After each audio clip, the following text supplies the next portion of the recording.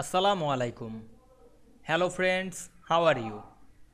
Welcome back to our another video. In this video, I am going to show you how to make high-low close stock chart in Microsoft Word. Let's get started. At first, we have to open a Word document. Then we want to make high-low close stock chart in this document. Go to the Insert menu. Then click Chart option. Now we can see here many charts. We select the stock chart. Then select the high, low and close. Then click OK.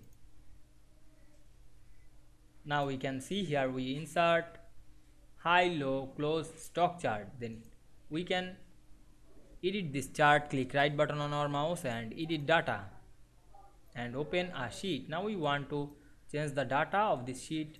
Click and change this. Otherwise, you can change the color or apply another effect. Go to the design menu and click style drop down menu. Then choose another style. You can change the color. Click the color drop down menu. Then apply another color.